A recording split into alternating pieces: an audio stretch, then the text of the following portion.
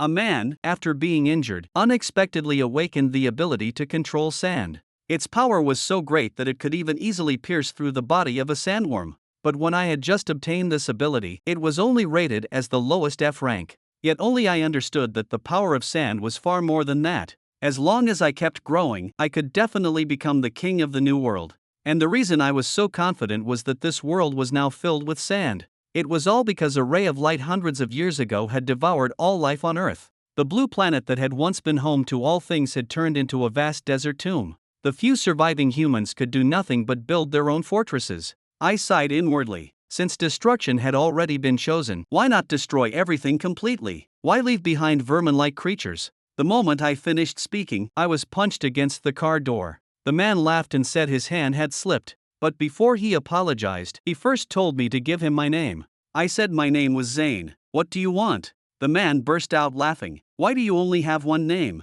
Don't you have several dads right in front of you? His words made me extremely angry. He sat down right beside me. Since we're both fallen people wandering far from home, we should get along. He started guessing that I might be a criminal or a fugitive, with crimes no more than violence, fraud, or theft. The next moment, I punched him in the face. His body was sent flying backward. Since you're so curious about what crime I committed, then I'll tell you. I committed murder. Strictly speaking, it wasn't really murder, because here, only the strong were called human. At first, I thought I had only killed someone insignificant. But I never expected that he actually had backing, and that his older brother was Li Jilin. That gave me a huge scare. His brother was actually one of the strong, a being this world called human, while awakened ones were gods above humans. Rumor had it that Li Jilin was looking for me. I didn't expect him to really come. Just then, blood splashed before my eyes. I couldn't understand why my fist had gotten injured by itself. I had clearly hit his body.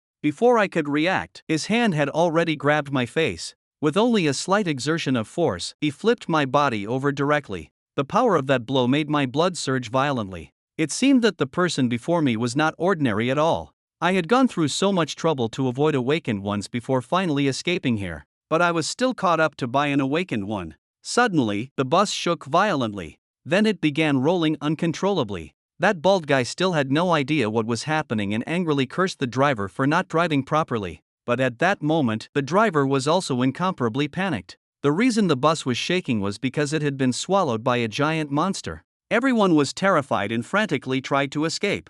But it was already too late. Countless grains of sand tightly wrapped around them. In New Seoul District, encountering awakened ones and then being devoured by sandworms was nothing unusual. Because this was a world where everything was only natural, where the strong took everything from the weak. So even if I died, I would probably just be one weakling. No one cared about our deaths at all. If only I could have become just a little stronger, I wouldn't have died like this. But at this point, there was no meaning in saying such things, because now I was already on the verge of death. Suddenly, my eyes widened sharply. I had not been buried by the desert. Instead, I had been dragged out by sand. More than that, I felt as if my body had undergone a tremendous change. At that instant just now, I only felt that I couldn't breathe.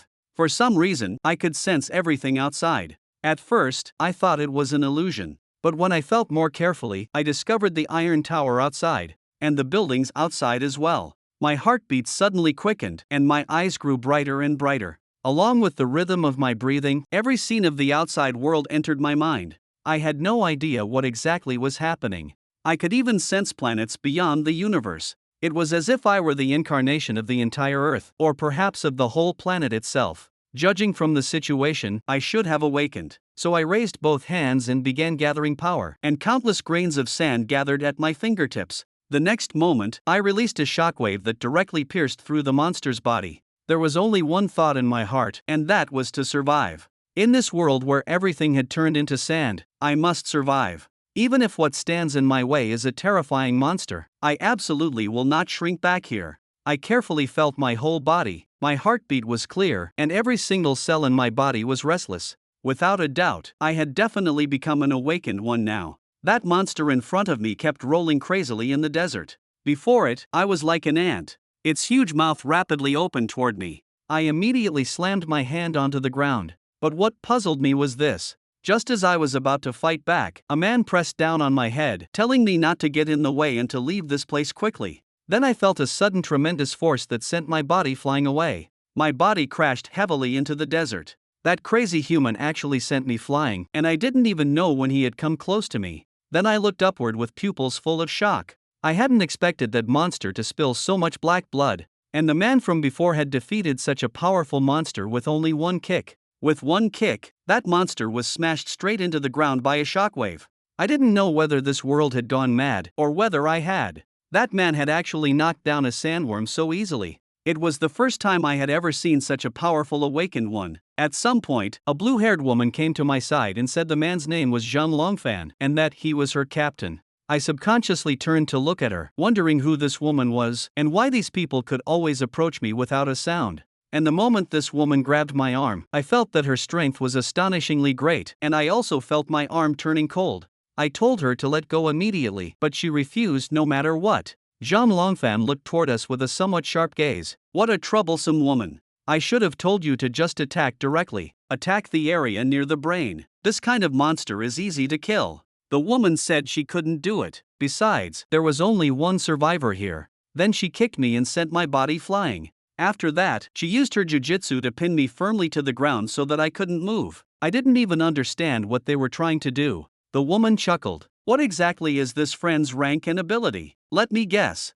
But she quickly discovered a very serious problem. The guy in front of her was actually not an awakened one, because she noticed that there was no rank insignia at all on my arm. I thought she must be blind. How could an awakened one possibly not have a rank insignia? Just then, a vehicle drove over, and someone on it shouted, "What are you all dawdling around for? Sunset is almost here." The blue-haired woman asked how they should deal with me. If they left me alone, he might die. Captain Zhang Longfan glanced at me. At the same time, I met his eyes. Zhang Longfan spoke. "Let him come with us. He's heading toward the mine anyway." So at sunset, a vehicle was driving through the desert. The bespectacled young man who had spoken earlier shouted angrily, "Why do you always act on your own? Didn't I say that sunset is almost here?" While listening to their argument, I sat in the back seat tied up tightly. With a thought, I controlled the sand to form a small vortex before my eyes. Then I released my focus, and the sand fell down. It seemed this sand could move according to my will. I should have awakened an ability, but I didn't understand why that blue-haired girl said she couldn't see my rank insignia.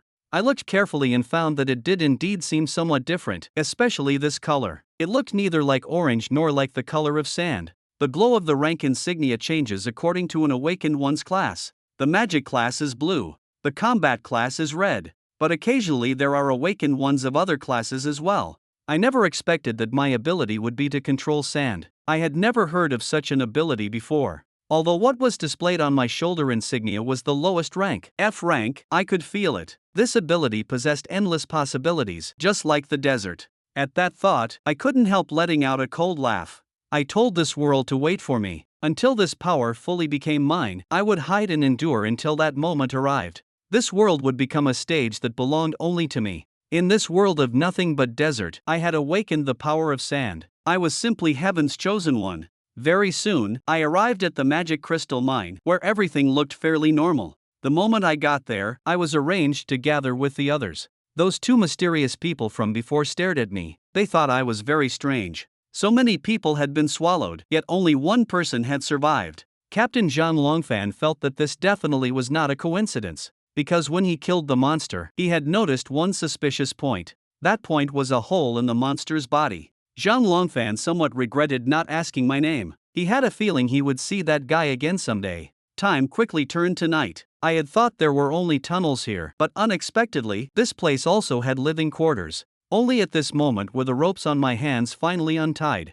After untying the ropes, he left. Could he really be at ease just letting me leave like this? He said it wasn't his concern. "I don't care what you want to do. Even if you turn this place upside down, it has nothing to do with me." I didn't want to bother arguing with that idiot either. I wanted to take a casual look around and fill my stomach while I was at it. Soon, I found a stall. Just as I was about to look up and ask the owner how much this thing cost, I noticed a poster on the wall that said, "Let our labor make new soul shine." The boss laughed. "You were drawn in by that sentence too?" He thought anyone who believed that was simply ridiculous. New Soul's source of energy was not magic crystals. I asked him what that sentence meant. If it wasn't magic crystals, then what energy source was it? He pointed at me. "It's little rats like you. You do as you're told, and if there aren't enough, more replenish automatically. What a wonderful energy source that is. I mocked him, saying he sure knew a lot. Your classmates are probably swimming in the underworld by now, aren't they? He also asked me with great interest, how did the insides of a sandworm feel? Did it feel like going back into your mother's womb? I didn't expect the story of me being swallowed earlier to have already spread here. The old man laughed at me, saying I had almost turned into sandworm shit, yet I had run here for refuge and treated this place as a safe harbor. The old man told me to look behind him. If you want to make money here, it won't be easy. But behind the old man, there was nothing but some trash. Are you senile? What's so interesting about making me look at a pile of garbage? He said he had collected all those things piece by piece. They're the fate of the people who came here, and also your future, kid. Everyone who comes here at first stubbornly refuses to go down into the mine. You know that too, right? The magic crystal mining area is that kind of place. They think that going down means certain death, so they sell whatever they can, hold on, and in the end, even sell themselves. In the end, it's nothing but pointless resistance. It solves nothing, and the little things they have on hand only get consumed bit by bit. In the end, everyone falls to the same fate. He even muttered that being swallowed by the mine might actually be quicker and easier. As the saying goes, when rotten trash dies, nothing but trash remains.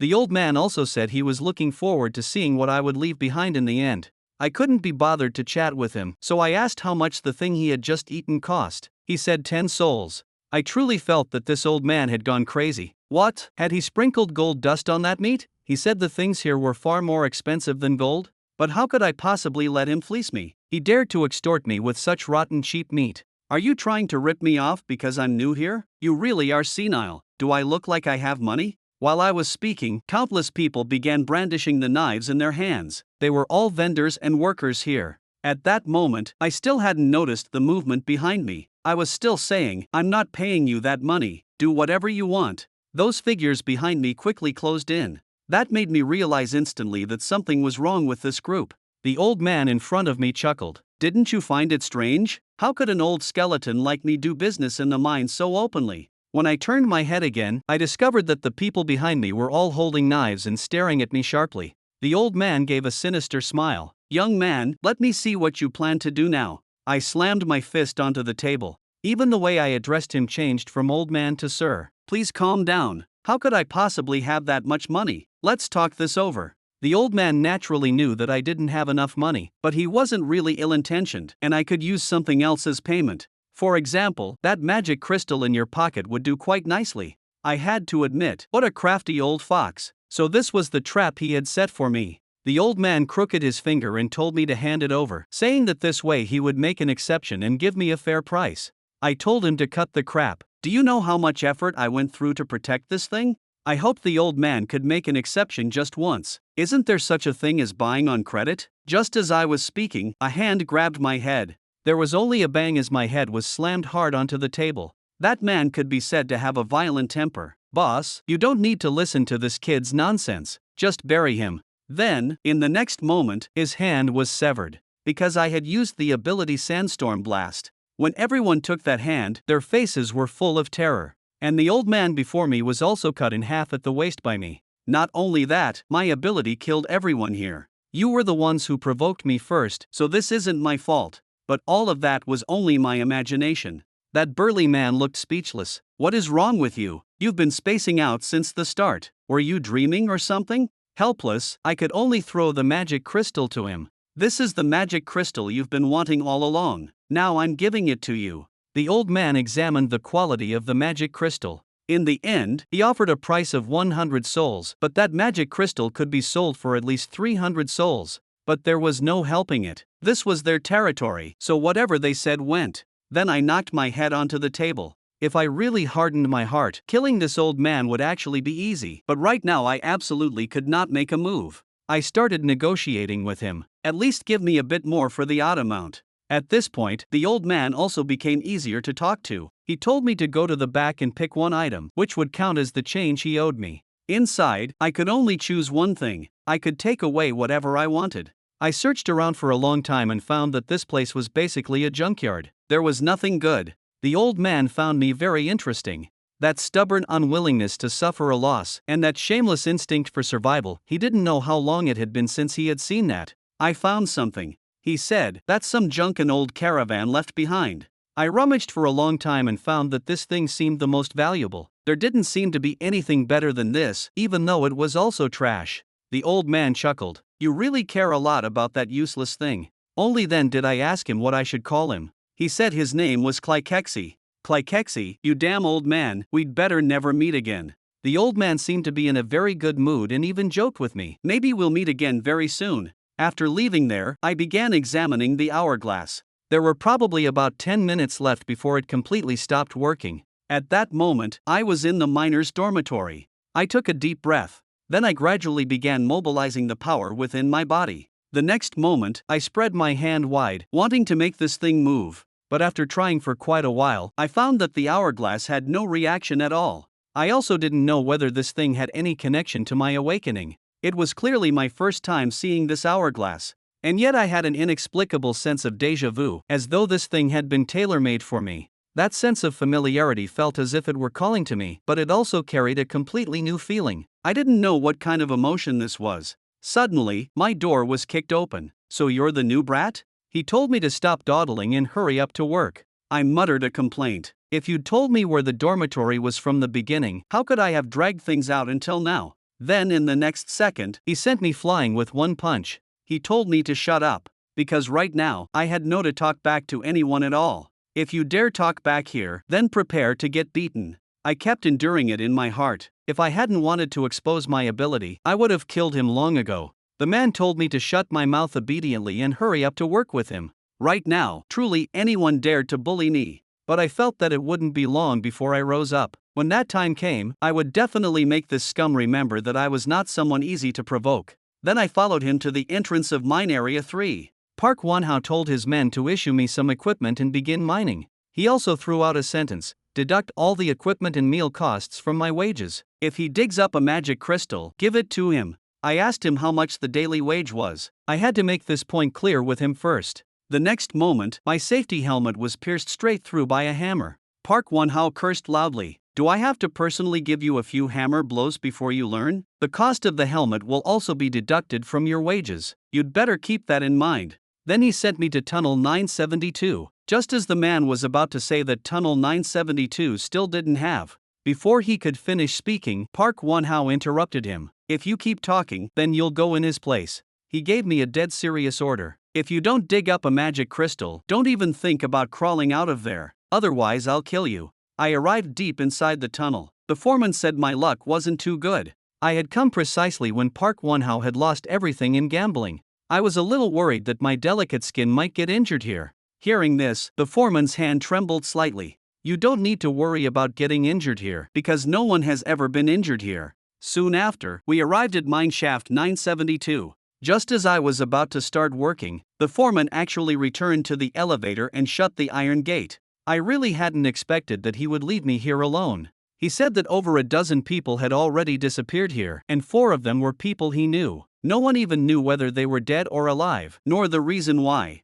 No wonder the foreman had told me earlier not to worry about getting hurt. It turned out he wanted me to die here. I never expected he would truly leave me here alone. This made me extremely angry. Just because I had angered Park Wonhao, was I to be abandoned alone in a place like this? While I was cursing Park Wonhao, the hammer in my hand suddenly slipped. My luck was really rotten. Even my only weapon was gone. Afterward, I began examining the mine shaft. I had been too angry to notice earlier, but the concentration of magic power in this underground tunnel was astonishingly high. Could it be that others hadn't noticed because they were only ordinary people? And the deeper I went, the denser the magic power became. Ordinary people should have collapsed long ago from magical overload. I had no idea where all this magic power was coming from. Before long, I found the hammer. But unfortunately, it had broken. And my luck really was terrible, because at that moment I stepped on something soft. A huge black pit appeared beneath my feet. I didn't even know how it had appeared. But that wasn't the problem. The problem was what was below, and whether I would die if I fell. In the next moment, my body uncontrollably fell downward. Aside from me, the hammer and helmet, at the moment I fell, remained on the ground. I finally understood how those more than 10 people the foreman mentioned had disappeared. After I fell, I passed out. After losing consciousness, I had a dream. It was a scene from my childhood, when I was abandoned by my parents. In the end, because I was too hungry, I even stole someone else's meat. And for that theft, I was chased and beaten by more than 10 people. It was only after I killed that man that I learned his older brother was an awakened one. I began hiding myself in panic and desperation. I had long since had enough of such an ordinary life. Before long, I woke up and found that my head hurt badly, and this place was very hot. I checked the ground and found that something was wrong. Could it really be just as I thought? Had I fallen into a portal? If this really was a portal, then that meant I was inside a huge labyrinth, and escaping would be nearly impossible. Suddenly, a pebble fell from above. When I picked it up, it felt hot in my hand. That burning sensation made me throw the pebble away immediately. So this was definitely not a dream. Even in New Seoul District, people had prepared everything they could for dungeons. This had to be volcanic ash, like scorched sand. If I didn't get out quickly, my lungs would be finished. At that thought, I tore off a pant leg without hesitation. I needed to make a simple mask first. If this labyrinth had an entrance, then it had to have an exit too. The most likely place was that mountain peak, the highest point in the dungeon. If I stood still, the heat and ash smoke would kill me sooner or later. There were no monsters in sight right now. This was my chance. I sprinted at the fastest speed I could. I would never give up so easily over a small predicament like this. With a light leap, I reached the steps on the opposite side, though it was still somewhat dangerous. Suddenly, the steps beneath my feet collapsed, just as I was about to fall into the lava. Fortunately, my arms were long enough, and I directly grabbed onto the edge of the ground. Lava like this couldn't scare me at all. I pushed myself up with both hands and climbed back up, but the anger in my heart grew even greater. That damned Park Won-hao, once I got out, his death day would come. Then I immediately shut down my anger mode. The more emotional I became, the worse my situation would get. No matter what, I had to survive. I would struggle and fight with all my strength. I would find a way out. Looking at the highest peak ahead, I still needed to make 4 long-distance jumps to reach it. But I absolutely could not stop. I had to keep moving. I didn't need to think. This was work meant for the limbs. Then I set my stance and prepared to sprint over. My life absolutely could not end here. But what I never expected was that beneath this lava, a monster had already locked onto me and was preparing to swallow me whole. With a heavy thud, that enormous monster swallowed me directly. Its body rapidly returned into the lava. Suddenly, bubbles began rising where it had just dived. Then its body started trembling violently. A huge hole appeared in its body. That was because I had just used my ability to blast a hole through its insides. I really hadn't expected that I could control volcanic ash too. The range of this sand ability was quite broad. I quickly escaped from that danger. I felt like I was about to collapse. The environment of this dungeon was even crueler than the monsters. The heat waves and ashes made it feel as though my nose were burning from the inside, making it impossible for me to breathe.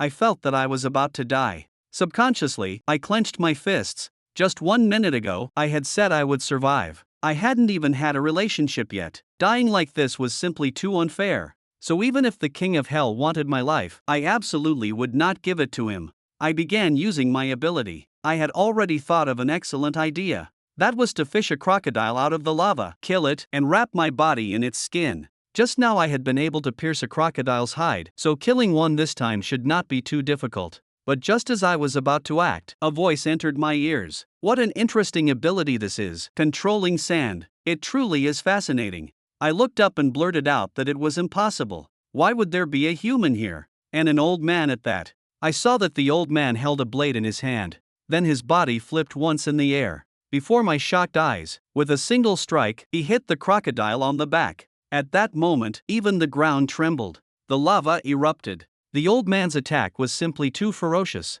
I even thought my eardrums were about to burst, and I couldn't hear anything anymore. I looked up at the monster. I discovered that monster had actually been cut into 2 halves by him, while the old man himself was completely unharmed. This was definitely not an ordinary powerful awakened one. He was a true powerhouse standing on an entirely different level. Then he slowly raised his foot. Name. What we're discussing now is your name. I'm only giving you 3 seconds. Answer me quickly. As he spoke, he began counting down. Time quickly reached the second. At that moment, I was still in shock. I was marveling at how powerful he was. After waiting 3 seconds, the old man found that I still hadn't reported my name, so he decided to kill me directly. But what he didn't know was that only at that moment had my tinnitus faded enough for me to hear him properly. I hurriedly told him to wait. I don't know what's going on, but please spare my life. My name is Zane. If there's something to discuss, let's talk it out. The old man thought my name was pathetic. Then he swung one sword strike and split the lava mountain range behind me into two. Then he also gave me his name. His name was Daedan. I didn't understand what exactly he was trying to do. Was the suggestion you just made meant as a threat to me? I'm grateful that you saved me, but don't you think this is going a bit too far? The old man cursed me as an idiot who didn't even know he had fallen into a trap. This is a phenomenon that occurs when a dungeon's magic power becomes oversaturated. To protect itself, the dungeon creates another entrance and releases magic through that opening. At the same time, it drags in any nearby living creatures through that gap. That is the trap. Most people go their whole lives without ever seeing one. Your luck is truly awful, kid. But this is all because of that damned Park Won-hao. I asked him how I could get out. Surely I couldn't just die here. He told me to concentrate my magic power in my eyes, and then I would understand why he had called me an idiot. So I did as he said. I attached my own magic power to my eyes and carefully sensed the surrounding scene. Suddenly, a monster appeared in my vision. So it turned out that the old man had been fighting it this whole time and had not been threatening me at all.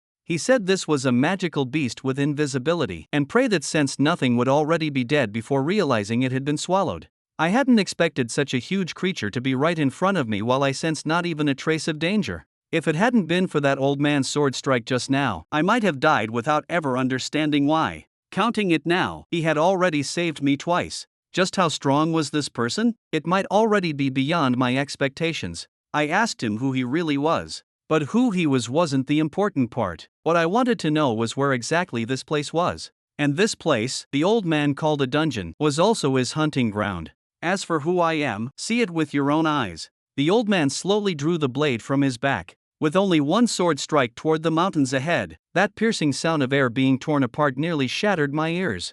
I was shocked at what exactly the old man had done. It had caused so many flying bird-like monsters to appear in the sky. At that moment, the old man said to me, "If you want to survive, if you want to prove that you still have value, then fight." The moment his words fell, a flying monster swept past my side. I didn't expect these monsters to be so fast. If I didn't take action now, I would very likely get injured. But they darted everywhere, and their speed was so great that I couldn't even flee. And why were they only biting my left side? I gathered sand at my fingertips and compressed it into sand bullets. But my attacks simply couldn't hit those birds. Instead, they battered me until I was covered in wounds. Right now, neither my sand nor my eyes could keep up with the speed of these monsters. If this kept up, I was definitely going to die. That old man had already saved my life twice. If I died just like this, then I really would become the idiot he called me. Suddenly, I realized something. My ears had been injured again. Because of the old man in front of me, I could only see his lips moving, but I couldn't hear any sound.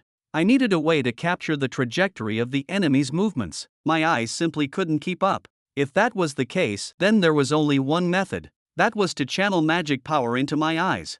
Then stare at those monsters and predict their movement paths. And all of this was exactly what the old man had just taught me. Don't always use your eyes to see, most of the time, use magic power to see. At just that moment, a crow-like monster flew right toward me. But now I could already clearly see its movement path. With one hand, I spread sand and blocked the attack. I understood one principle. I had to sense the beast's magic power, and eyes were not about seeing, but about how they were used. When a beast's magic power approached, I had to counterattack from the shortest distance. So that old man had probably understood this principle from the very beginning. It was as if he had already foreseen what would happen in the future. That old man was simply too powerful. Just who exactly was he? The next moment, the old man swung out another blade. How interesting. It's been a long time since I felt this hot-blooded. As the blade fell, the crocodile's body rolled into the lava. But the old man did not seem satisfied. He wanted to kill even more crocodiles. With another strike, the monsters charging toward him were neatly sliced into two. The monsters here were simply no match for him. In his eyes, these monsters were like radishes in the soil, easily chopped apart. He even said he had only just begun warming up and it was already over. Why were there so few dungeon monsters lately? Judging by what he meant, it seemed that he had stayed in this dungeon for many years. Looking up, I saw that all those monsters had already died beneath his blade. I was too shocked to say a word. But that was fine too. Since he had wiped out all the monsters, then I could leave. But just then, I discovered that the ground all around us was trembling. I cursed under my breath. Damn it! Sure enough, things were not as simple as I had imagined. The sound made by the monster nearly burst my ears. The sensation was incredibly unbearable. I dropped to the ground and retched. I asked the old man, "What the hell was that just now? And what's happening this time?" He said it was the roar of the boss. And the so-called boss was the ultimate leader that every dungeon had. It was the source of that region. And that was the reason the old man had come here.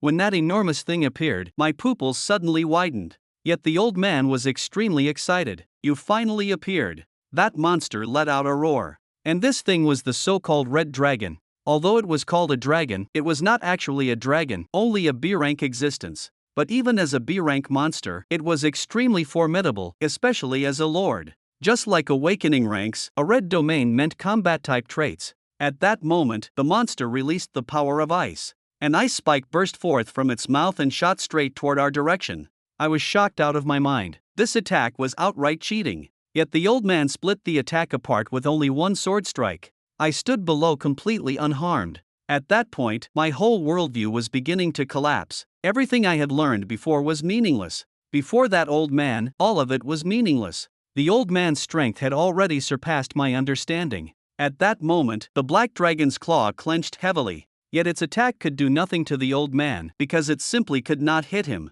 Just then, the black dragon's wrist twisted back in a bizarre motion and grabbed the old man's body in one grip. Then it opened its great maw, preparing to blast the old man with magic. The old man merely chuckled. With one hand pressing down, he forced the black dragon's huge mouth shut, and the attack it had just gathered exploded inside its own mouth. The old man said with a smile, "Does it hurt, Drake? Don't worry, pain like that passes in an instant. I will become the one who ends everything." Because today was Black Dragon Drake's funeral. With that said, he swung his sword down onto the black dragon's body. Hearing the old man say that today was the black dragon's funeral, I felt that today was my funeral too. This bunch of lunatics, couldn't they talk like normal people? Did they really have to start fighting? I immediately used my sand ability, wanting to block the flying aftermath. The next moment, I actually managed to block it. My body was pushed continuously forward by the shockwave. Even the aftershock alone was this fierce. I didn't dare imagine what kind of power the old man himself was facing.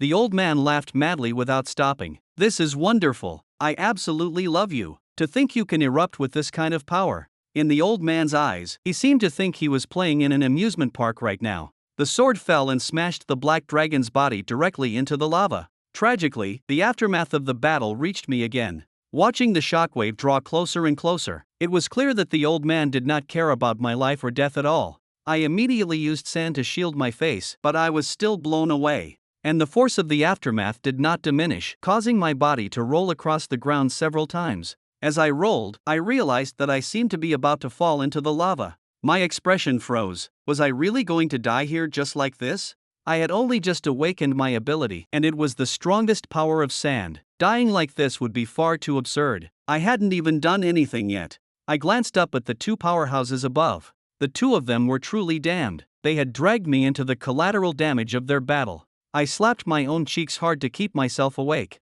Then I summoned sand beneath me as a cushion. At the same time, the old man's battle had also reached its most intense stage. He had beaten the black dragon's head so hard it was nearly pressed against the ground. Just then, the black dragon opened its huge mouth. Before the old man's excited gaze, it directly fired a massive shockwave at him. The power of that shockwave reduced the ground to ash and smoke. The black dragon thought that surely an attack like this could kill you. Yet what it had not expected was that a gigantic sword descended from above and struck directly into its chest. The black dragon let out a miserable scream. The old man had spent a whole year crossing this desert just to track down the black dragon's whereabouts, because only by using its heart could he strengthen the old man's sword. And now it was finally time for the black dragon to die. That giant sword continuously absorbed the black dragon's energy. The blood inside the black dragon was all drawn into the sword. Gradually, the sword turned red. It was as if some kind of seal had been undone. The energy erupting from the great sword grew stronger and stronger, and the broken part of the sword also began to reshape itself. Before long, the sword was completely reforged. The old man gripped the sword heavily in his hand. "My good partner, you've finally come back." And it was many times stronger than before. Right then, I shouted, "You damn old man, you've been talking to that sword this whole time. Are you crazy? But you really did defeat that black dragon. You really are a lunatic old man worthy of the name. Absurdly powerful." The old man was also surprised that I hadn't died, but I too still felt lingering fear. If I hadn't had a flash of inspiration just now, I really might have died. It seemed my life really was tough. Thanks to that old man constantly blasting me with shockwaves, my reflexes had been sharpened. The old man laughed loudly. For an idiot, you've done quite well. Old man, the sky above had begun to crack. That was because after the black dragon died, this dungeon was also about to collapse, so we had to move immediately. I didn't understand why he was grabbing me. Then with a big swing of his hand, he threw me toward the exit. I shouted a curse. You damned old man, just you wait. I discovered that I had returned to the desert world I was familiar with. I never thought I would really make it out of the dungeon. The old man's figure came out right after, and when a dungeon begins to collapse, a portal exit appears. The old man told me to listen carefully. He needs my ability to control sand, but right now I'm very weak and completely useless, so he would give me a choice. The first choice was to go to the right. That direction could lead back to New Seoul, and I could continue living the kind of life I used to live. The second choice was to go with him and become an even more formidable idiot than I am now. I didn't understand why this old man was suddenly saying all this, and if I went with him, how long would I have to go? Even the old man didn't know. Months, years, or even decades. You will never know until that moment comes. But now, he needed me to make a choice. Should I return to the comfortable life I once had, or throw myself into a life and death gamble with only a 1% chance of winning? Now hurry up and make your choice. I chuckled. This old man was clearly messing with me. Looks like this old man really is out of his mind. You want me to give up my house, my bed, and the roof over my head just to cross this burning desert with you? The old man nodded. That's exactly what I mean, so hurry up and choose. Since he put it that way, there was nothing left for us to talk about. I walked straight up to his side. I'll go with you. That's my choice. I'm the kind of person who always gets revenge, but right now I'm still too weak. There's no way I can take revenge yet. Oh right, old man, you're on my revenge list too. Out of everyone I've ever met, you're the strongest, and I have a feeling I'll never meet anyone stronger than you again. Seems you've got a good eye after all. And I'm certain that if I follow you, I'll definitely become stronger than you. Sooner or later, I'm going to kill you.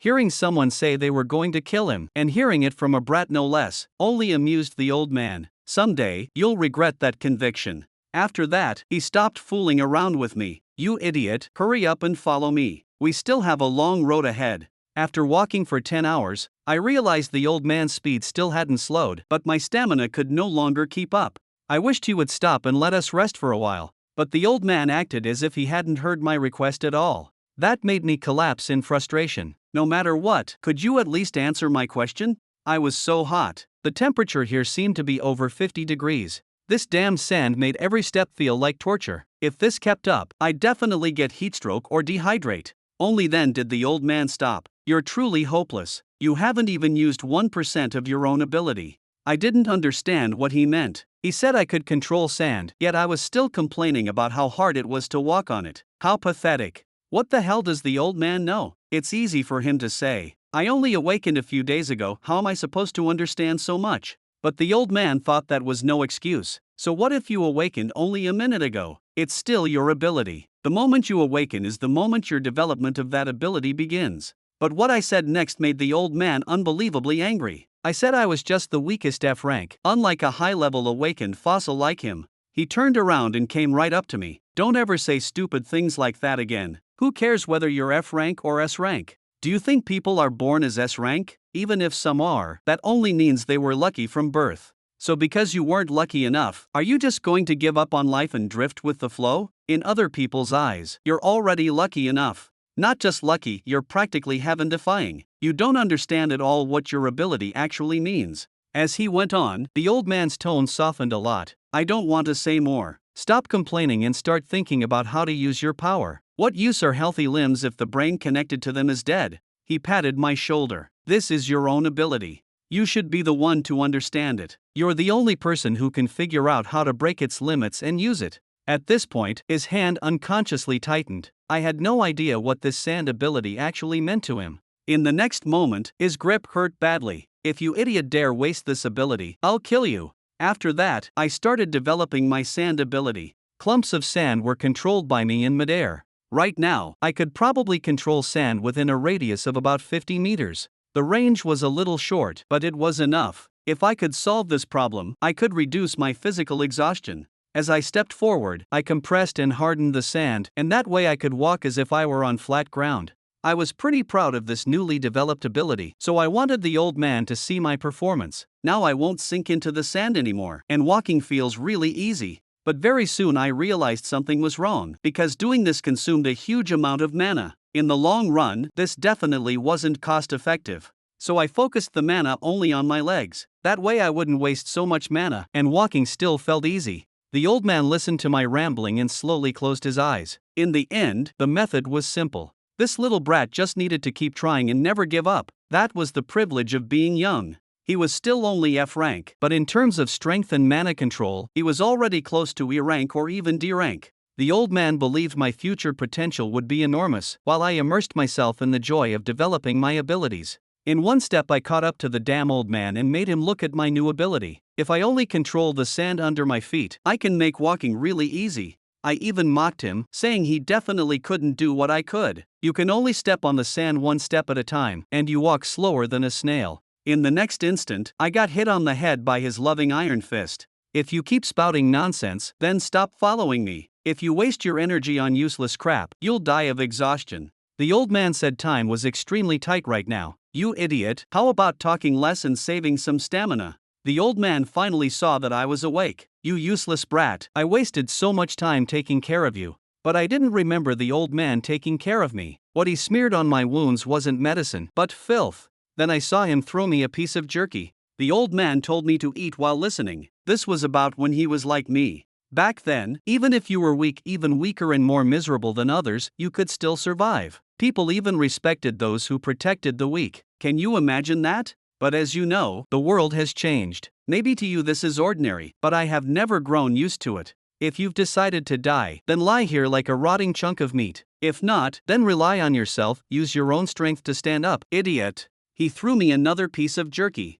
I already understood what he meant. I had guessed it, he might really have lived for a very long time, but I had no idea exactly how many years he had lived, how many memories he carried. I even suspected he had already lived over 100 years, back when Blue Star had not yet become Sandstar. And he was still chewing that same jerky as before. I couldn't tell whether he was chewing it or just swallowing it whole. In a desert without water, that was probably the correct method. If only he had told me earlier. I felt like this old man wasn't giving me a fish so much as teaching me how to fish. But I had never even seen a fish before. Then I asked the old man for another piece. Night fell, and I sneezed. I had really learned just how cold the desert gets at night. And that crazy old man muttered to himself every day, which meant I barely got any sleep. Looks like he really is seriously ill. I was just about to ask him if he had any water, I was so thirsty, when I saw him wring dew out of his clothes and drink it. That made me furious. This old man was truly sinister, he kept it all for himself. When he slept, he spread his clothes on the sand, and when the dew settled on them, all I could do was lick a little moisture from my sleeves. But he didn't feel embarrassed in the slightest. Just wait, you crazy old man. I swear I'll get my revenge on you someday. At that moment he called me an idiot again. That made me explode immediately. I'm not an idiot, I'm a moron. Please correct me properly. The old man didn't have time to joke with me. Do you feel that something's not right? When he said that, I froze a little. That vibration. And it wasn't just one place either. It seemed to be coming from several places. In only a few breaths, we were surrounded by beasts. The beasts that appeared were actually horned blue hounds. They usually moved at night, so it looked like we had run into them at dawn. The old man thought I would probably ask him for help again. But unfortunately, he guessed wrong. I directly killed one hound with a single blow. I didn't need the old man's help anymore. Because for area attacks like this, I felt I could handle them myself. I gathered another sand vortex at my fingertip. With a bang, I directly blasted away all the dogs charging at me. But then a large number of hounds appeared behind me. In response, I spread my hand wide, and a spike of sand blasted several hounds away. I had already killed many hounds, but these blue dogs were almost endless. My mana might run out soon. I needed a plan. Brute force wasn't the answer. I needed to control my mana more effectively and better. I had to master one thing, fighting with less mana. Just as I was thinking, one blue dog suddenly bit my hand. The pain made me curse out loud. How can you charge over and bite me while I'm thinking? You damned hunting dog. That damn hound punched a hole in my arm. Looks like I had a new air vent now. I carefully sensed the flow of air and suddenly remembered something. Meanwhile, the hounds in front of me kept charging toward me.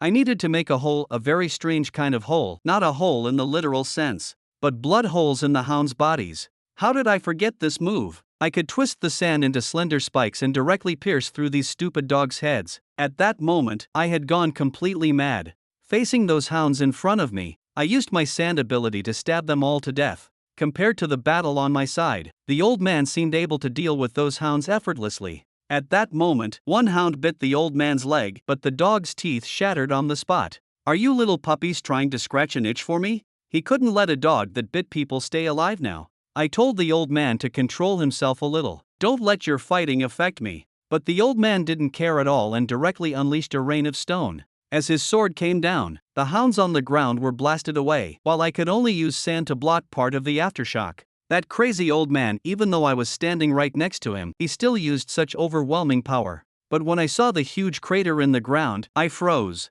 Is this guy even human? He could do something like this without using any skill at all. I never expected him to solve all the blue hounds with just one move. And at that moment, the old man was stepping on a hound king. What puzzled him was that the dog was actually female. That hound seemed rather fierce too, and it actually unleashed the power of lightning. The old man looked a little surprised. "Could this be a field? Looks like your rank is even higher than B rank." Its lightning struck the old man directly. I shouted, "Watch out! Hurry up and dodge!" But unexpectedly, the old man grabbed the attack directly. In his eyes, it seemed that attack was nothing at all. My brain completely shut down. It seemed that for the old man, danger simply didn't exist. After getting shocked by the lightning, the old man felt as if even his bones were much more comfortable. But now the electrotherapy is over, and you hound should die. The old man's sword came down, directly ending the hound's life.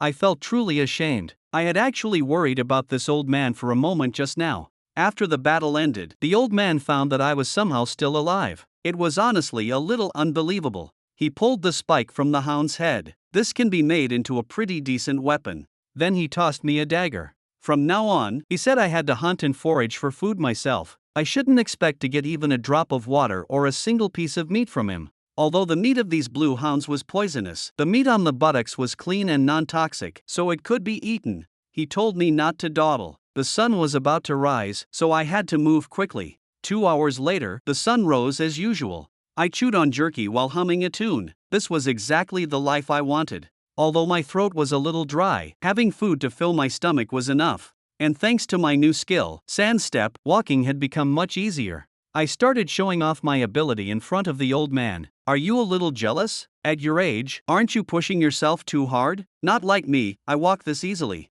The old man tried to hit me again like before, but I dodged this time because I had already anticipated it. But I never expected his right fist to come down from above. This time I didn't dodge it and took the punch solidly. The old man told me not to get carried away. "You just learned one decent move and suddenly got arrogant. That'll get you killed easily, especially in front of me." I said I was only joking. "I'm dying of thirst right now, and you still shoved my face into the sand. That's way too much." I noticed the old man ignored me, and I also noticed something else was off. There seemed to be moisture nearby, because my skin felt slightly cool. I even suspected I had imagined it, but when I saw the old man's gaze fixed in the same direction as mine, I knew my guess was right.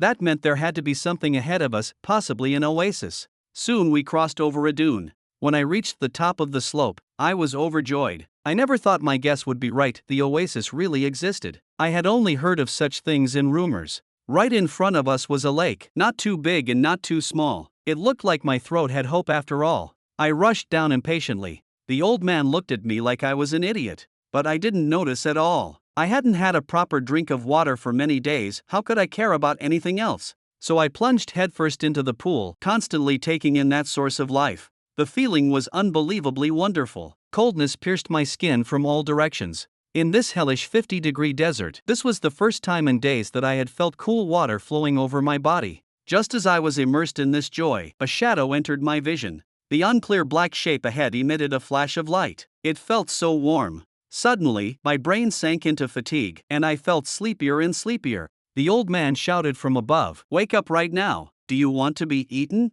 He rushed toward me at once. From the way he moved, I could clearly feel his urgency. It turned out that beneath this tiny oasis there was actually a deep water area, and a monster was opening its mouth, ready to swallow me. The old man grabbed my clothes in one motion. The instant that strange fish from the water lunged upward, the old man yanked my body up in time. Then he stepped forward. I finally found myself an apprentice. How could I let you eat him, you death-seeking freak fish? His arm exerted just a little force, and he struck the monster fish directly with one sword blow. A huge wave rose above the oasis. At that moment, I was almost scared stupid. I had nearly become that monster fish's meal. And above the lake, I saw a rainbow. So what people said was true, there really were 7 colored lights. It turned out this kind of monster fish was called a sandmaw. They used the light on their foreheads to lure prey, then swallowed them. After that, the old man's expression became more and more grave. He was genuinely furious. He turned around and punched me in the forehead. Did you know you were almost eaten just now? If it had swallowed you and gone into deep water, even I wouldn't have been able to save you. The old man cursed at me non-stop. Where did everything I taught you go, you idiot? You feel even a little comfortable and start thinking you're amazing. An idiot like you would be the first to die in this desert. You don't even have the slightest common sense.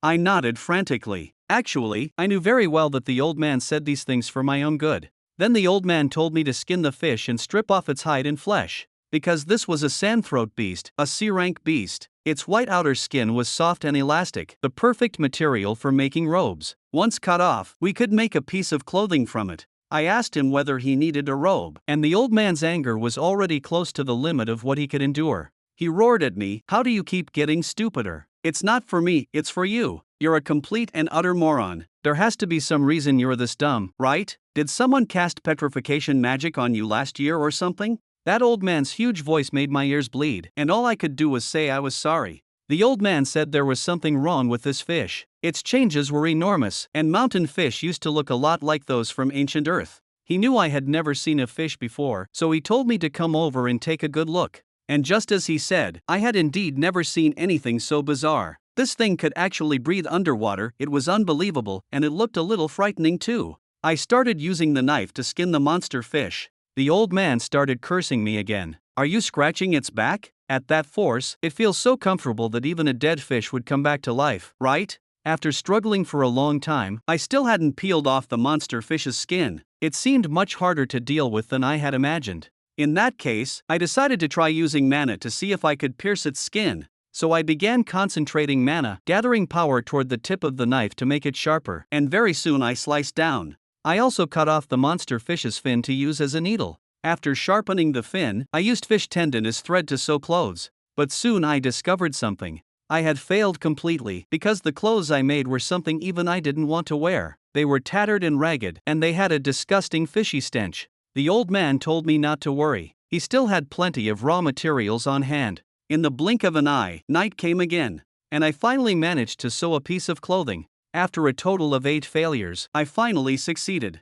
At that moment the old man called out to me, nearly scaring me to death. "This is mine, you can't take it away again." But the old man had no interest in the clothes I had sewn. He told me to eat this piece of meat. "This is the gallbladder of the sandthroat. It's a rare medicinal ingredient, and you must eat every last bit of it." The old man even threatened me that if I didn't eat it, I would die. Without waiting for my reaction, he directly handed the gallbladder to me. Looking at that disgusting thing, I truly had no choice. But I stopped caring. Since the old man said this was top-grade medicine, then I'd eat it. Feeling disgusted was better than being beaten to death alive. But as I kept eating, I realized the taste was actually not bad. It felt like eating clouds. No matter how much I ate, it never felt filling.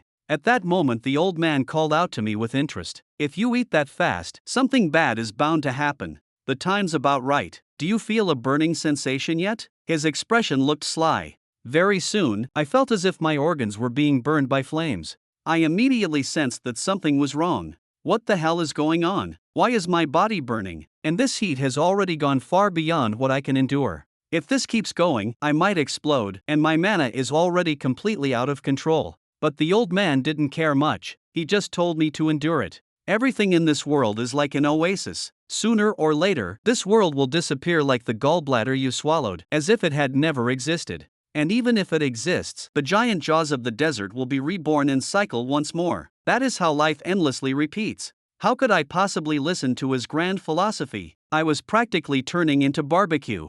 "You'd better save me first. Only if you save me first can I listen to all that philosophy of yours." The old man glanced at me indifferently. He had never planned to save me, and he had no way to save me either. I had eaten too quickly myself, which was why the flames came so violently. After that, the old man just went to sleep. When I woke up again, it was already the next morning. The old man revealed a faint smile. "So you're finally awake?" I told him not to suddenly pop up and scare me. "You'll scare me to death like that. And also, I wasn't sleeping, I passed out. It's all because of you, you stinky old man. Last night you just watched me die without helping." As I spoke, I noticed my body was no longer burning hot, and I felt my body overflowing with power. My muscles felt as compact as clay, and my mana roared like a storm. Could it be that thing really was the premium medicine the old man said it was? I asked the old man what exactly was going on. Why had I suddenly become so much stronger? He said all the credit belonged to the sandthroat's gallbladder. For people crossing the desert, this is priceless. It grants the power to resist the blazing sun and sandstorms. To caravans, its value is comparable to a magic stone. I never expected this old man to be so generous, to actually give me something so precious. The old man told me not to get sentimental. "I only gave it to you because you're pitifully weak. Since I'm dragging you around everywhere, you need to at least be somewhat useful. At minimum, you need the means to stay alive." I had already let go of my resentment over the old man abandoning me last night. Instead, I had to thank him even more. Before I knew it, it was noon. The old man patted the monster fish's skeleton. "Didn't expect this fish to be so big. It's rare to eat one's fill." Then he told me to put on my clothes and continue forward. A smile curled at the corner of my mouth. "Yes, sir. Now let's keep moving forward." I realized I was listening to the old man more and more. We walked continuously for half a month. Today, a sandstorm appeared ahead of me. Thanks to my ability, this sandstorm now felt like a cool breeze to me. But the old man didn't have my ability, yet he still walked through the center of the sandstorm as if he were on level ground. And he hadn't said a single word to me for several days now. Maybe it was some kind of midlife crisis.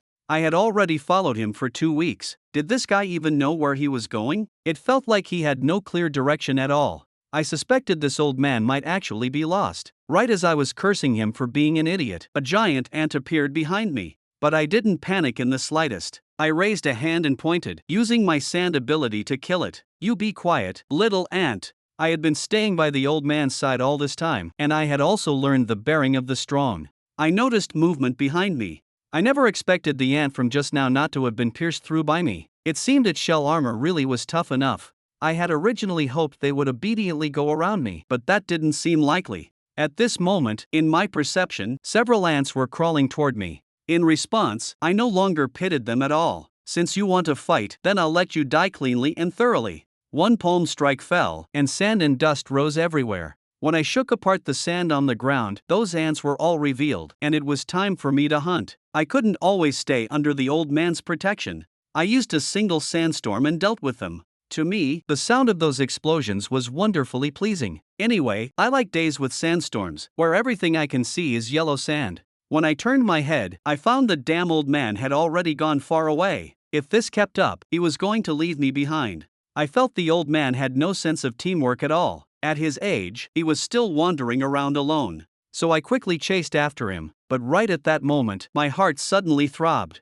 Ever since I started following the old man, I had never let my guard down. Because of that, the instant a beast appeared nearby, I could react immediately. But what I sensed just now was different. Because this time, what I felt was closer to pure fear rather than simple beast instinct. There had to be something huge beneath me. The next second, the ants in the sand were blasted out. This enormous commotion made me feel my guess was even closer to the truth. Just how many ants were there under the sand? I looked toward the old man in the distance. I found him sitting above, quietly watching the show. I restrained myself from asking him for help because I couldn't act like a child who always relied on an elder. In the next moment, I used my sand ability, and I began fighting those ants. I finally figured it out. There was no way the old man hadn't noticed the ants underground, but he neither made a move nor warned me. That could only mean one thing: he was assigning me a task. With one sweep of my hand, countless sand spikes shot toward that swarm of ants. The ant in the very front actually broke through my attack range and reached me.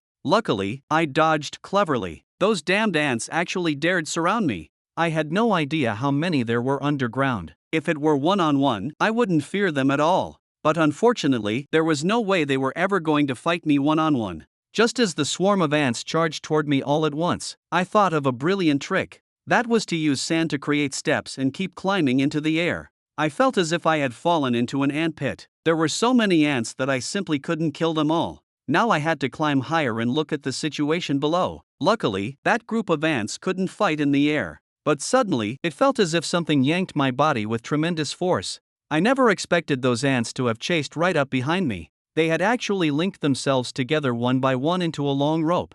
That made me feel as if this had to be some kind of joke. They couldn't fly, yet they could use teamwork to reach midair. That ant suddenly exerted force. It actually dragged me down from the air, and my body slammed heavily into the yellow sand. That huge impact made my organs churn violently. These ants were damnable, they had actually injured me this badly.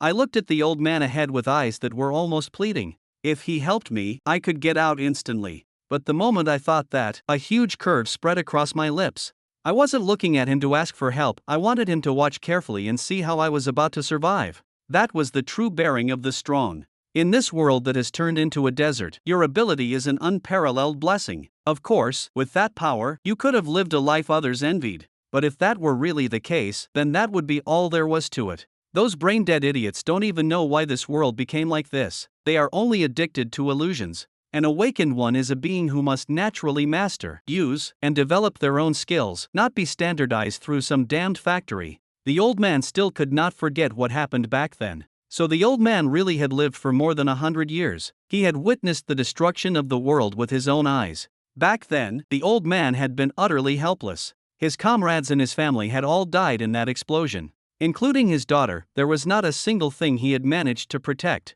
But I was different, because I had the potential to become anything. He hoped I would plunge headfirst into the boundary between life and death. And the result would be that I would become stronger, just as I was now, constantly growing. At that moment, I developed a new sand ability. I laughed wildly. You ants should have felt it too, right? Every one of you is already doomed. A huge mass of sand covered the ants. This is my newly developed ability, ultra-high compression sand bomb. These damned ants can just wait to be blown to pieces by me. This is the simplest and stupidest thing. But if I compress gravity, impact force, and every bit of strength I can mobilize into it, then it will erupt with terrifying power. The sound of that delightful explosion made me feel unbelievably exhilarated. As long as I had this, all of these ants would be finished. Before I become stronger, there is no way I'm dying here. This kid had started getting carried away again. I didn't even look at the ants ahead. I just kept firing out my sand bombs. Very soon, the ground in front of me was blasted into one crater after another.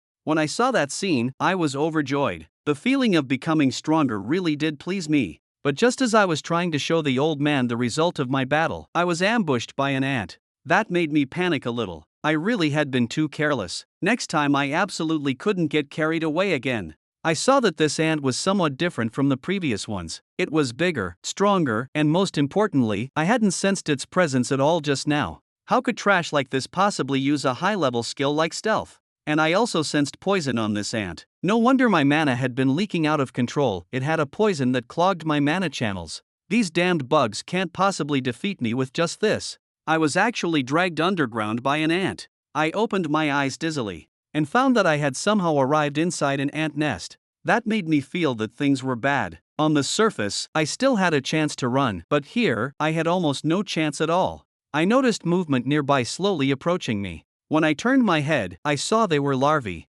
Those larvae slowly crawled onto my arm. Two fangs bit directly into my flesh. But at that moment, my body couldn't move at all. If this continued, they would devour me alive. Looks like I had already reached my limit. My life seemed to flash before my eyes. Could it be that I was really going to die? Another bug came running over quickly, afraid it wouldn't get any meat to eat. In the next moment, it was smashed to pieces. That scene made the giant ant above look a little shocked.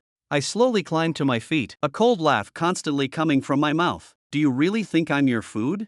There is absolutely no way I'm ending in such a miserable manner. I'll deal with little ants like you soon enough.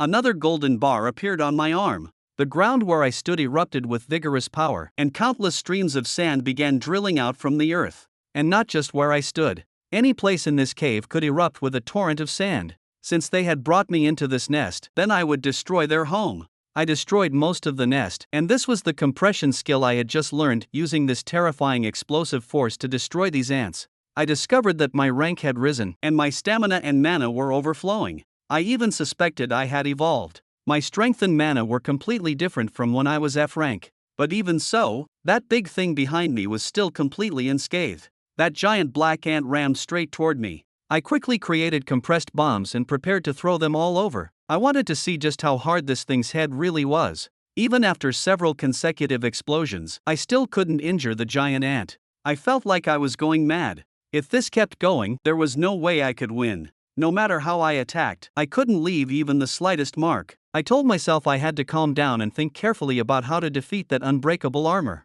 Then I thought of a way to pull it off, not to destroy it, not to tear it into pieces. A storm rose from flat ground, and the ant's body was right in the center of my sand abilities range. If I couldn't break its defense, then I'd twist it and rip its stuff off. The ant let out a painful shriek. A piercing sound came out of its mouth. I immediately knew this was bad. If that giant ant kept screaming, I'd be done for. This situation had completely exceeded my expectations. What the hell was this? That sound seemed like a high-frequency vibration. My ears might be blown apart. At this moment, the entire cave happened to be the ant's territory too, so the sound kept echoing again and again.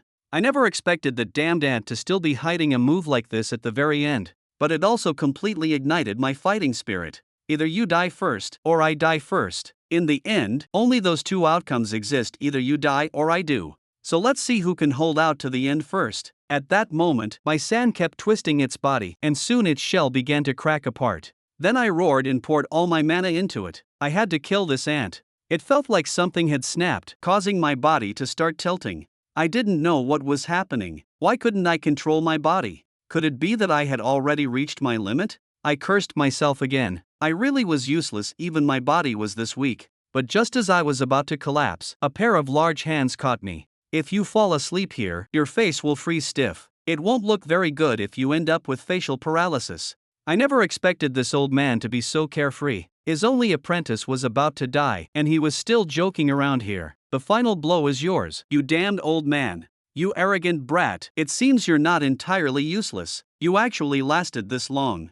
This ant is C rank, far stronger than you. Yet at the edge of death you did not give up. You struggled until the end. You did well, you have earned the right to live. All I could see was the old man's mouth flapping nonstop. I couldn't hear anything else, because it seemed my eardrums had already burst. The old man didn't seem to care at all that my eardrums had been torn. He just lifted me up with one hand. I asked him where he wanted to take me. Then the old man carried me rapidly upward. In front of me was a purple sphere. What exactly was this thing? It looked pretty nice, but he didn't bother responding to me at all. After all, whatever he said, I wouldn't be able to hear it. Then the old man pointed at the wall and told me to look for myself. I saw that he had written on the wall, "This is the Queen's soul, an excellent herb." To prevent things from turning out like the last time when I swallowed the gallbladder, I decided to confirm with the old man first. This thing won't corrode my insides, right? The old man said I might die if I ate this thing, but from my perspective I couldn't hear what he was saying at all because my eardrums were ruptured. Thinking it should probably be fine, I figured there was no way I'd die from just one bite, right? So I ate it directly. Unexpectedly, it even tasted like strawberry. I thought it tasted really good, so I turned and asked the old man if he had any more. I wanted to eat 2 more. But at that very moment, my eyes widened suddenly, and then my body was pierced through. For a moment I couldn't react to what had happened. It turned out this thing caused intestinal inversion, literally, the intestines twisting and turning on themselves. The ant queen's eggs were a deadly poison. Even in tiny amounts, they would twist and invert all of one's internal organs. In simple terms, the victim's organs would be tangled, twisted, and inverted until death. I cursed at the old man. What the hell is this? What exactly did you make me eat? The old man told me not to think. If you want to survive in this crazy world, then get used to it.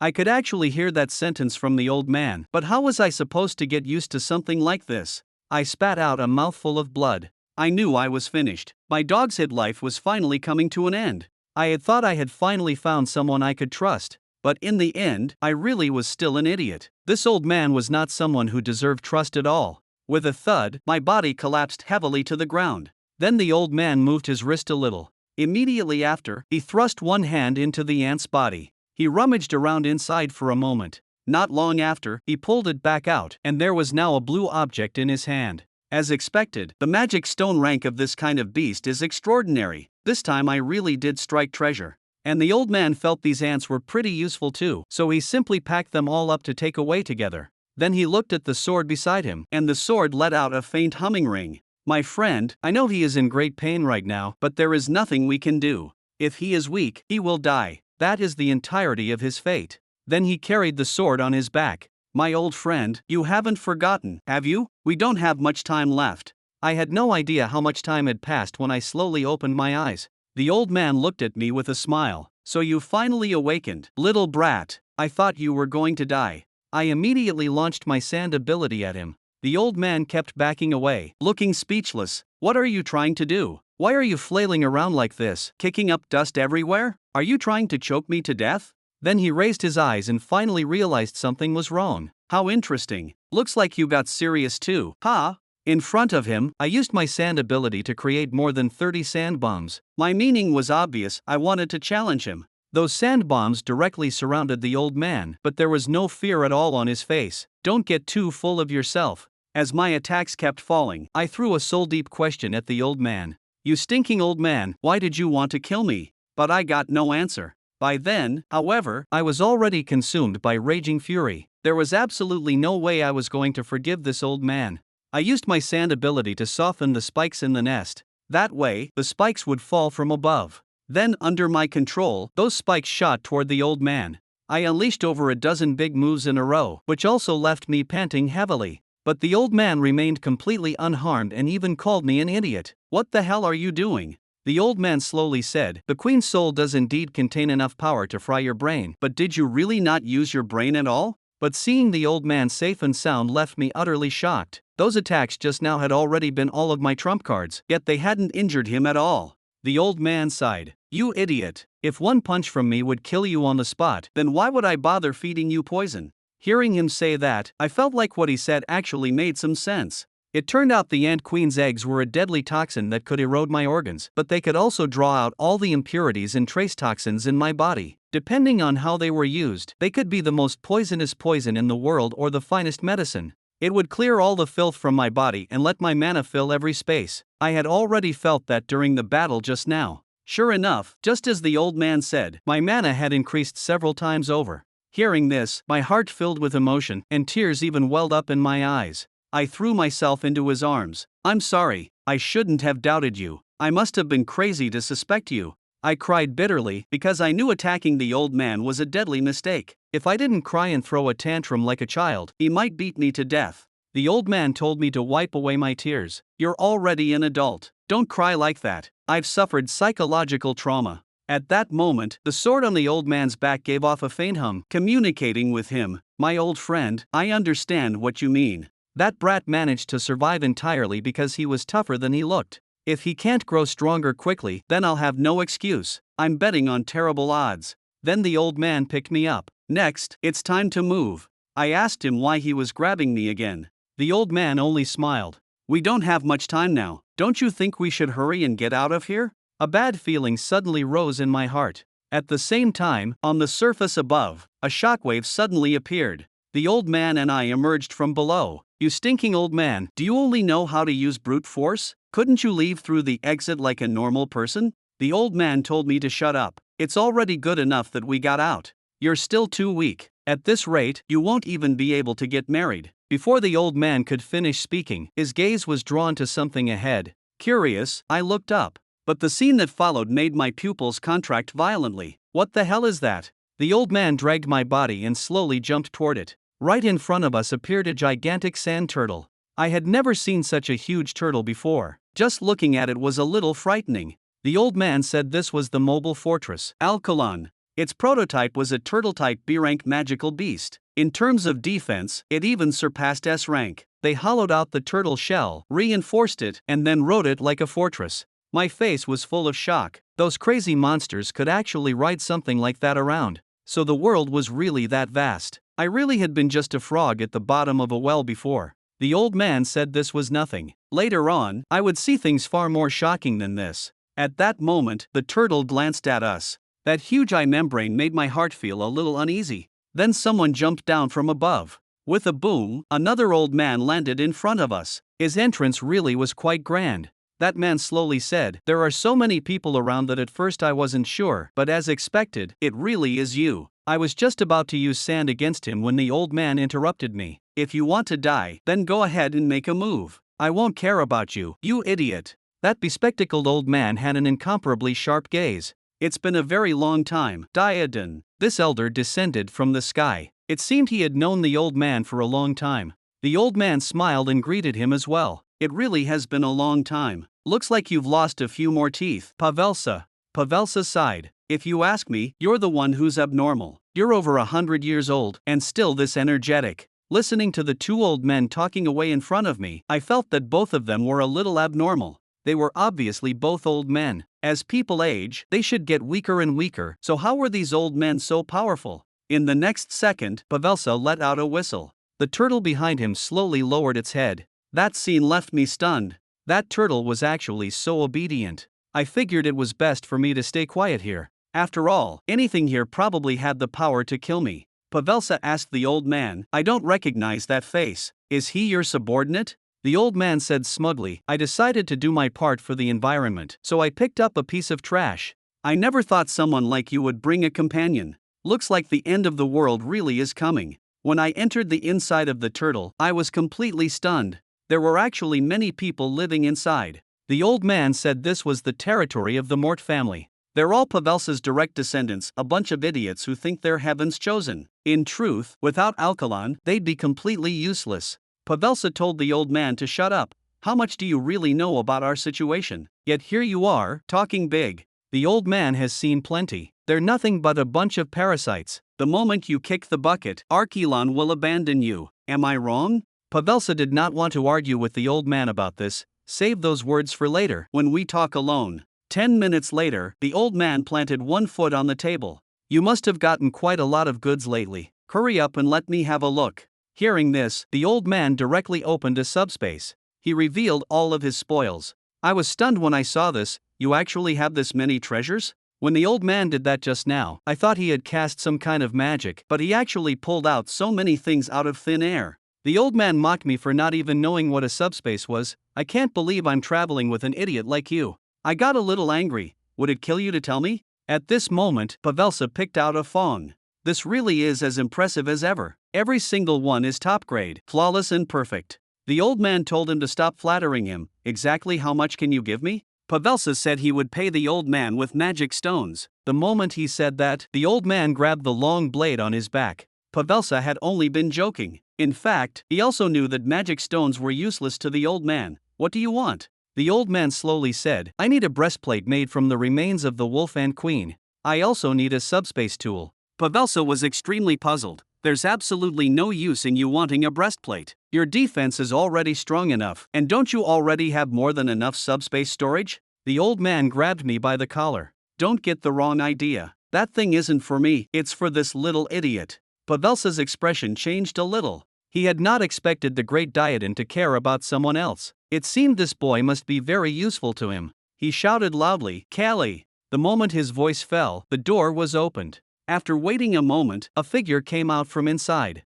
When I saw that figure, a faint blush appeared on my face involuntarily. "Were you calling me, Grandpa?" The person who came was tall, with short brown hair, looking both cool and sharp. Pavelsa asked her whether the subspace bracelet she had made before was still around. The girl thought for a moment. "I think the bracelet is gone, but there's an arm guard. Its enchantment effect was so good that I've kept it carefully all this time." Then Pavelsa told the girl to give that glove to the child. Upon hearing this order, the girl was utterly shocked. That thing was extremely precious. Then she saw the old man beside me. "You're still as energetic as ever." The old man exchanged a few pleasantries as well. As expected of Pavelsa's granddaughter, "You've mastered quite a useful skill, because even in New Seoul, enchanters are extremely rare." Pavelsa told his granddaughter that she could leave now. "Remember to tell Noelle to make a breastplate." I followed the girl out with a smug look on my face. Only the two old men remained in the room. After walking for a while, the girl really could not hold it in any longer. She asked me what kind of relationship I had with that monster. I guess the monster she meant was that old man. I met him by chance. Right now, I'm just being dragged around everywhere by him. The girl was on the verge of collapse. She could hardly believe what I said. "He's dragging you around everywhere while you're still alive? That monster would actually do something like that?" After hearing what she said, I understood. It seemed this woman was probably like me. She had probably seen the brutal side of the old man and developed post-traumatic stress. The girl told me to be careful because that old man was a monster wearing human skin. Before long, we arrived at her workshop. The girl told me not to blink because what was inside would make my jaw drop. As the great doors slowly opened, my expression grew more and more exaggerated. What was inside was probably something I had never seen in my life. At a glance, the place was filled with dazzling equipment, and every single piece seemed to have been crafted by her own hands. And the thing the girl was proudest of was this pair of gloves. Not only does it have subspace storage, it even has a repair function. It's simply a masterpiece among masterpieces, the best of the best. Hearing her introduce the gloves like this, I was overjoyed as well. Besides self-repair, this glove even comes with a fire attribute. Depending on the fire attribute equipment you pair with it, you'll become an unimaginable monster. Although I really hate to give this to you, my grandfather told me to hand it over. I thanked her gratefully. For something this good, I would definitely take good care of it. When I pulled on the glove, I froze. No matter how hard I tugged, I could not pull it out. I could tell that this girl was extremely reluctant to let it go, but there was no way I would give up such a fine treasure. The girl began to regret it. I can't do it, and I absolutely will not give it to you. I'm not handing over my precious child to a nobody like you. I told her to let go quickly. You clearly already said just now that you were giving it to me. Sorry, but this thing is mine now. But right at that moment, the place we were in shook violently. I thought it was because of the glove, and I was wondering whether I should return it to her, but the girl said that was not the reason. That tremor sounded like the wail of the ancient sea turtle. Could it be that they've come? I asked who they were. Explain yourself clearly. But at this moment, the girl seemed to have no time to bother with me anymore. The two old men in the room looked up at the ceiling with calm expressions. Those stubborn bastards really do have some nerve. Outside, a group of people rushed up, and they were called the cleaners. I had no idea what this group did. The girl said the captain of the cleaners was a D-rank awakened lunatic. They don't just plunder. They're also a bunch of madmen who don't care at all about killing people. Very quickly, we arrived at the main gate. The girl shouted, "Grandpa, the cleaners are here." Yet Grandpa and the old man remained extremely calm. I even told Grandpa to hurry and move Archilon. But Pavelsa said there was no need. There's no need to move the turtle. It's time to face them head on. The girl was about to gather the fighters. In the next moment, the old man stepped onto the table with one foot. Your grandpa doesn't mean for you to fight. He means for us to handle this. The girl was instantly stunned. The old man shouted, "Where is the private?" I immediately moved behind him. He told me to take charge of this matter. I still did not understand, but then he told me to shut up. You've already taken in the treasure. Can't you at least do something for someone else? But I had no idea how I was supposed to defeat a D rank.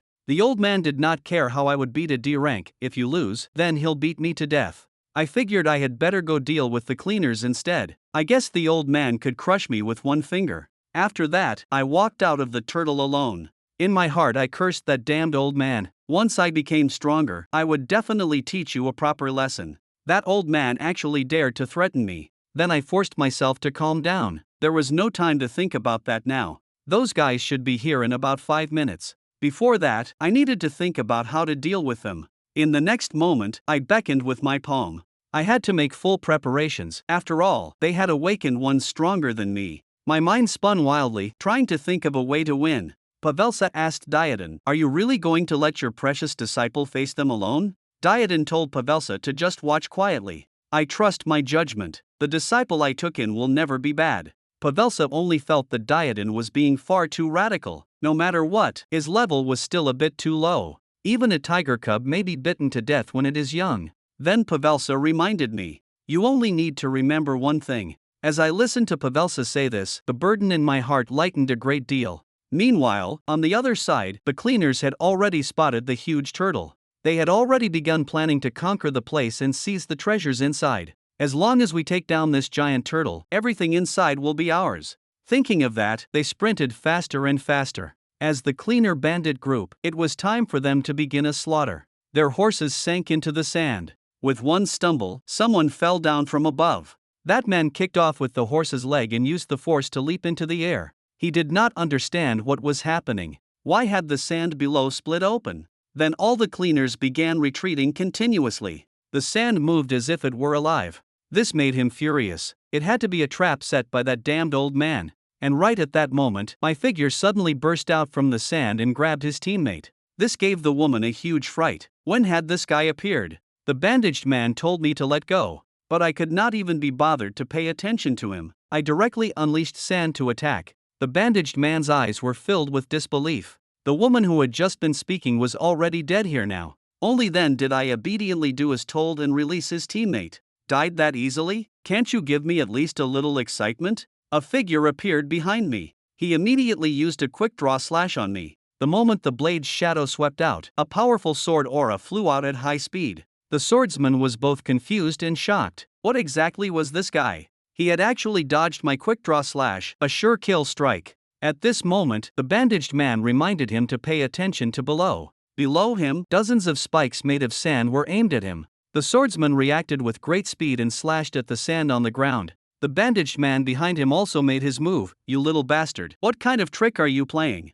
He threw a punch, but it all struck the sand and could not hurt me in the slightest. The bandaged man had no idea what was going on. Why would the sand on the ground obey this brat? In the next moment, he gathered all his strength. A mere bit of sand could not possibly stop his attack. But just as he broke through my defense, he saw a scene that shocked him. Another one of his teammates had already had his throat crushed by me and had gone silent. The bandaged man felt as if he were dreaming. In less than a minute, he had already lost 2 top fighters. At this moment, I looked at him coldly, as if to say that he was next. It turned out that just a few minutes earlier, Pavelsa had told me something. You're probably more worried about killing a human than fighting a D-rank monster. But remember this, those bastards are not human at all.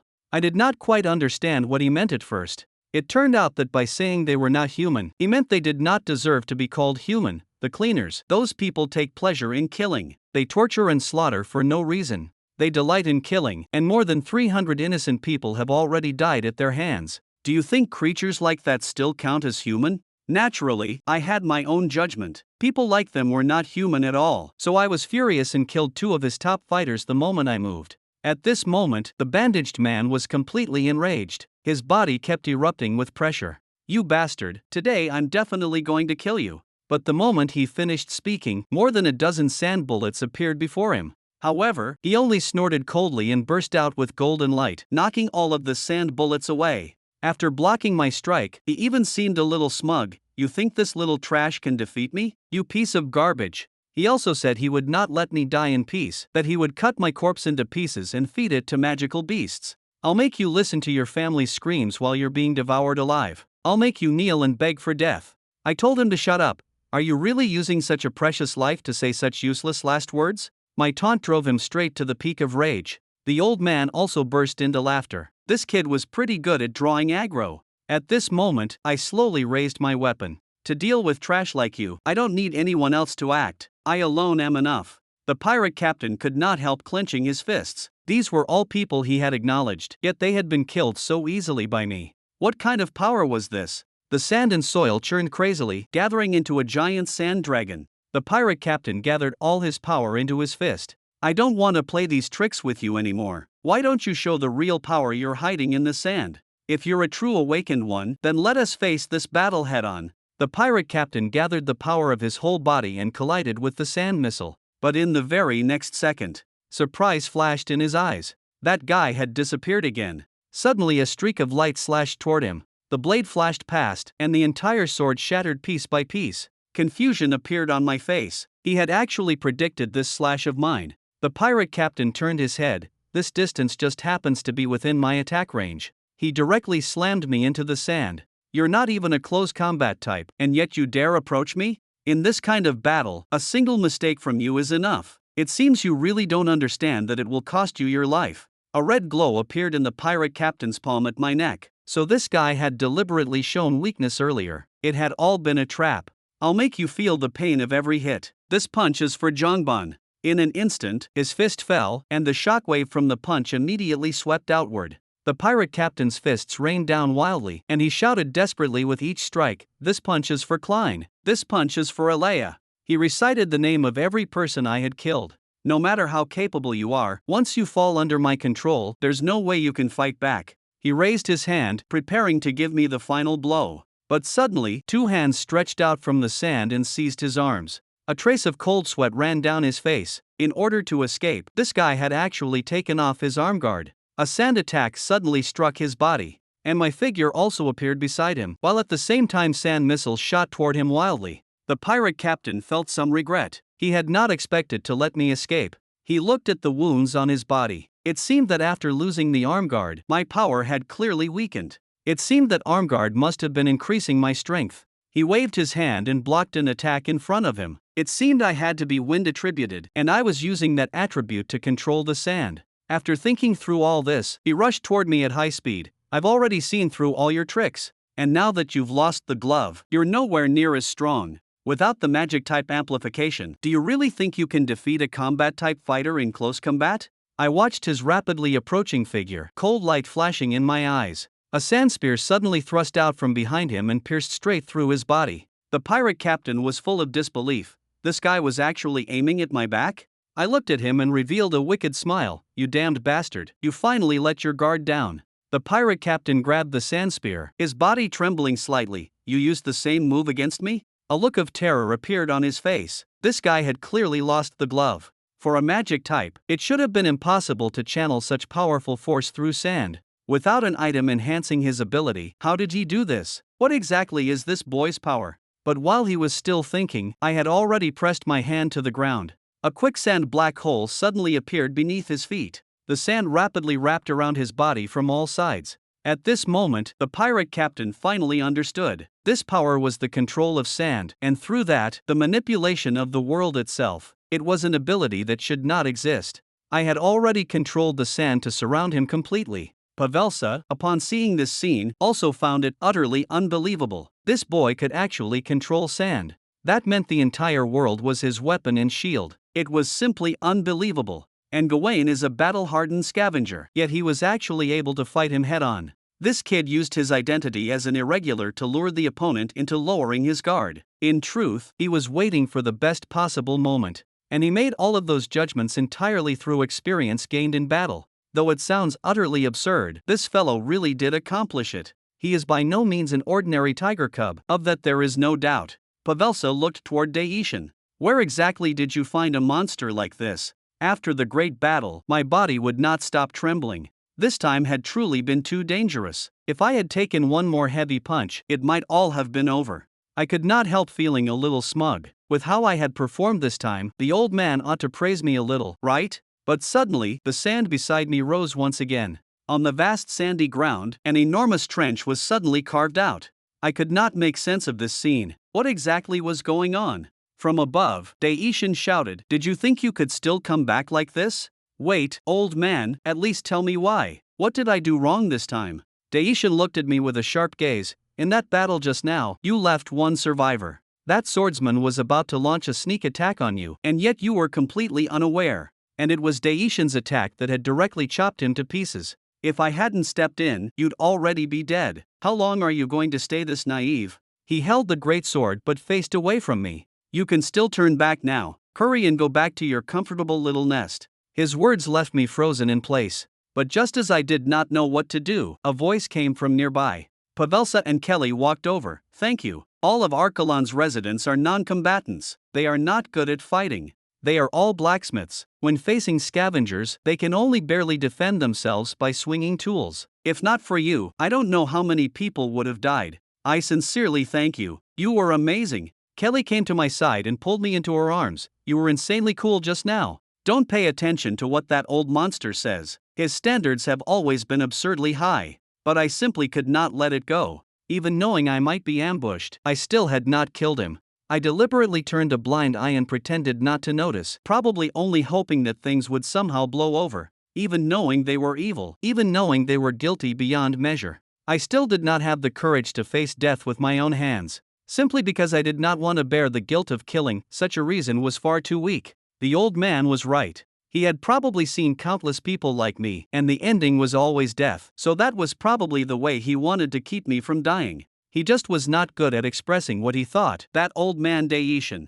After hearing my words, Pavelsa and Kelly both stood there in shock. Kelly hid behind him. "This is the first time I've ever heard someone say something like that. Did this guy hit his head or something?" But Pavelsa looked at me with deep eyes. He had hesitated in a life and death battle. but doing that must have been extremely difficult. It's not easy to accept these things at such a young age. I almost feel guilty for feeling relieved because we useless adults have made this child suffer so much. Come on, let's go inside and get something to eat. You should take a bath too. Violent knocking came from outside the door, but Daishin paid it no attention. I angrily opened the door. You're obviously here, so why are you pretending you're not? But Daishin closed his book. What a rude little brat. So has our coward gone home now?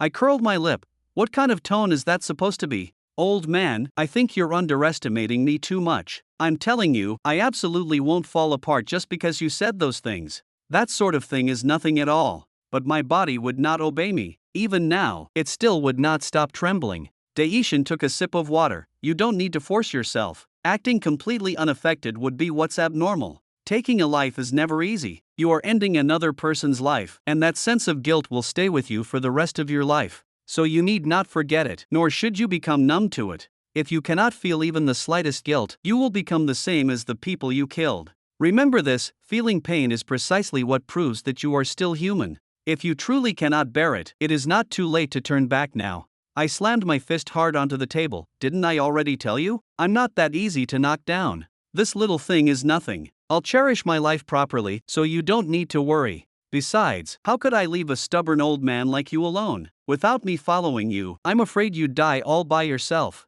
Daishin looked at me, his expression somewhat grave. The next second, he could not help but laugh. What an insolent little brat. But having you by my side is not bad either. At least it eases that loneliness a bit. But you really are a dishonest little thing. If I weren't around, who would collect your corpse, old man? Hey, wait, we can talk this out. Meanwhile, on the other side, a hammer came crashing down hard. Several blacksmiths were working together to hammer a greatsword. Another person was repairing some gem-like items. The greatsword was placed into the furnace, producing a violent reaction. Kelly looked puzzled. My God, this is the first time I've ever seen so many master blacksmiths gathered in one place. Pavelsa looked ahead. Of course, we're trying to calm Daishin's sword. Kelly cried out in surprise. But it's already been several days. How can a sword release this much energy? Crayon is a masterpiece condensed from a person's obsession. That much is all I can say. But I've never seen anything like this anywhere. I can hardly believe this was forged by human hands. Countless enchantments far beyond the limit of what can be improved. This is a sword that contains millions of magical beast cores and souls. Rather than calling it a sword, it's more like a living creature. Who in the world forged a sword like this? As a human, how could anyone possibly do such a thing? Pavelsa merely said two words quietly. Are you saying this sword has the same name as its creator? Don't ask any further. Just think of it as a masterpiece worthy of that name.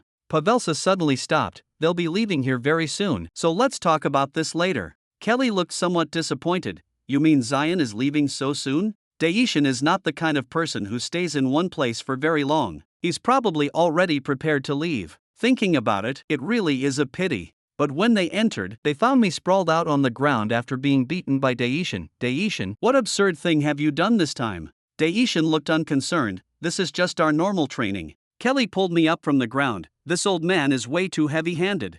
Pavelsa could not help patting his forehead. Crayon is finished now, so you can leave very soon. Daishin looked excited. This is simply wonderful. It was completed even faster than I expected. As expected of Archelan. Thank you very much, Pavelsa. This sentence made Pavelsa somewhat surprised. What did you just say, old man? Daishin once said that we might never see each other again. Because everyone, myself included, had turned away from the truth of that day. We ran from life like cowards, and ironically, the life granted to humans had become a burden they could no longer bear. As someone who experienced that day firsthand, I understand this better than anyone. But Daishin was the only one who never once looked back. He bore a burden of more than a century all by himself. Faced with someone like that, how could I not feel awe? Daishin turned around. Then let's meet again next time. Mine and Daishin's figures were reflected in Pavelsa's eyes. A gratified smile could not help appearing on his face. So this is the little fellow he meant. No feast lasts forever, and Daishin and I finally left Archelan as well.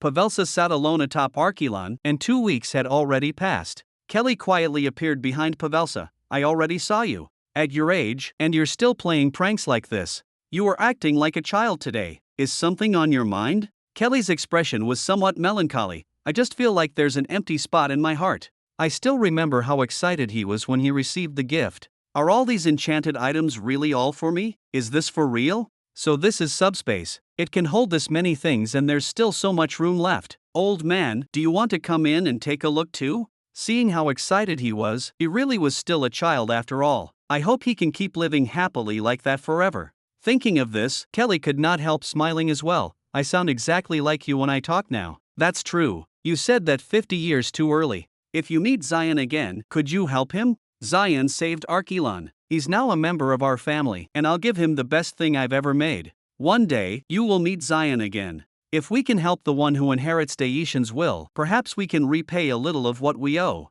All of humanity owes Daishin a debt of gratitude. A fist smashed into my head. You old bastard, why are you hitting me again? Seriously, my IQ is already low enough, and you're still trying to make it worse. Daishin scratched his ear. You were being too noisy. I was just trying to sleep. But you're the one who told me to kill any magical beast I see at night. Look at how guilty you look, you can't even meet my eyes. Crayon let out a humming sound, and I pointed at Crayon. Look, even the sword is laughing at you. But Daishin punched me into the ground once again. Maybe if I knock you around a bit more, your IQ will recover. Daishin sat in front of Crayon. Why won't you stand on my side? I'm very disappointed. This old man really talks too much nonsense, but today I had still used up all of my magic power. Magic power is like muscle. When you use it to its limit, it grows, and I was doing my best to increase my magic capacity in order to amplify my skills. And as for that last battle with the scavengers, that was my first time fighting awakened ones. In truth, I had lost that battle. I had actually hesitated against those beasts. Daishin's disappointment made me feel intense anger in my heart, anger at my own weakness and complacency. That one moment of carelessness made my whole struggle to survive feel like a lie. Even those few low-rank magical beasts that had just fought me had stronger survival instincts than I had imagined. I never wanted to feel that kind of disappointment again. No matter what, I had to become stronger. And for now, I would keep training and get used to the gauntlet Kelly gave me. She said that as long as I put fire attribute items into it, it would become stronger. Back then, I really should have taken some things out of the Dragon Nest dungeon. If I could talk with my weapon, would I become as strong as the old man? But honestly, is this old man going through male menopause or something? I killed another magical beast and dug out its crystal core. Daishin looked into the distance. Night had already begun to fall. I tossed the crystal core into my subspace. Do you feel like the sun has been setting faster lately? Or is it just because we've been busy collecting things? Daishin slowly walked forward. It means we've already entered a new region, and we can only rely on the sun's position to tell which direction we're moving. So what you mean is that I should find a place to sleep, right? That's not what I said. We have a welcoming party. Ahead of us, a gigantic rock fortress appeared. I could not make sense of it. It was just a rock, and it did not even look all that big. Daishin became somewhat excited. Do you think it's just a rock? But if you dig downward, you'll definitely be shocked. This is an unimaginably gigantic rocky mountain range. It is so massive that even magical beasts like sandworms cannot approach it. I looked at the old man in front of me. Why had he suddenly become so excited? Daishin directly leaped toward the top of the rock. From below, I watched his figure. Maybe he was just excited because we had arrived in a new area. It seemed he really had entered menopause. I also quickly jumped toward the top of the rock. Daishin lay there lazily. What took you so long, brat? I sat down beside Daishin and took out some jerky to restore my strength. But while eating the jerky, Daishin suddenly said something. Can you still hold up in the desert? I'm doing okay, thanks to the skills you taught me, but I need to become stronger. I still have a long way to go. Looks like you do have at least a little self-awareness. Well, when I'm traveling with a strong man like you, how could I dare think of myself as strong? Daishin smiled. Your useless flattery is getting smoother and smoother. There's something I want to ask you. How far am I from the sand control ability you talked about? When one day you can split apart a sandstorm that blocks out the sky, you should be about there. If you keep walking down this path. Several decades ago, I found that place. It is an extremely dangerous place, but going there might help you rapidly increase your strength. That made me a little excited. Then what are we waiting for? Let's go now. But suddenly, a strange sound interrupted our conversation. What was that sound? Could it be a magical beast? And on the sand below, several people were running at high speed. From the rocks, we looked down. Looks like there might be a magical beast. Should we kill it? And before us, those figures ran closer and closer. Their forms gradually became clear. It was actually a few elves fleeing. And one of those elves suddenly realized that danger was descending upon them.